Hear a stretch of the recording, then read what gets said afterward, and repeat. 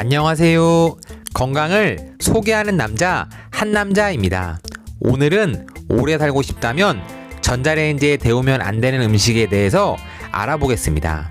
영상 시작 전에 구독과 좋아요 꼭 부탁드립니다. 첫 번째, 치킨입니다. 우리들이 가장 자주 시켜 먹는 치킨은 혼자 먹기에는 양이 많아서 남기게 되는 경우가 많습니다. 그렇다 보니 치킨의 반절은 늘 냉장고로 향하게 됩니다.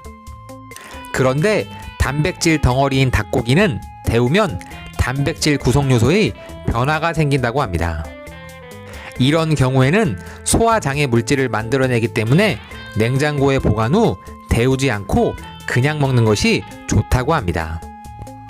만약 다시 데워야 하는 상황이라면 철저하게 요리하여 안쪽까지 아주 뜨겁게 데워야 합니다. 두 번째, 양파입니다. 양파에는 질산염이 함유되어 있는데 조리 과정 중에서 반복적으로 가열을 할 경우에 아질산염으로 변해 체내에 발암물질을 유발한다고 합니다. 따라서 양파를 전자레인지에 데우는 행동을 하지 않는 것이 좋습니다. 세 번째, 시금치입니다. 건강한 음식이라고 알려진 시금치는 보통 생것으로 먹거나 살짝 데쳐서 나물로 무쳐 먹는 방법이 있습니다. 데쳐서 나물로 무쳐 먹을 경우 시금치를 다시 데우게 되면 시금치에 있는 질산염이 아질산염으로 변경되어 건강에 악영향을 줍니다.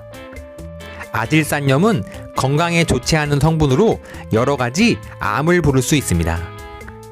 건강의 상징이었던 시금치가 다시 한번 전자레인지에 데웠다는 이유만으로 암을 유발하는 건강하지 않은 식품으로 변하게 되는 것입니다. 따라서 구독자님들 중에서 암이 걱정이시라면 절대로 시금치를 데우면 안 된다는 것을 한남자가 다시 한번 강조합니다. 네 번째, 밥입니다. 상온에서 식은 밥을 데우면 바실루스라는 균이 급증하여서 식중독에 걸릴 수가 있다고 합니다. 이 균은 단백질이나 탄수화물을 분해하여 때때로 가스를 발생시키고 재가열해도 파괴되지 않기 때문에 데워도 소용이 없다고 하니 주의하는 것이 좋습니다. 따라서 구독자님들 중에서 밥을 전자레인지에 데워 드시는 분들이 있다면 앞으로는 밥을 전자레인지에 데우지 않기를 한남자가 다시 한번 강조합니다. 다섯 번째, 감자입니다.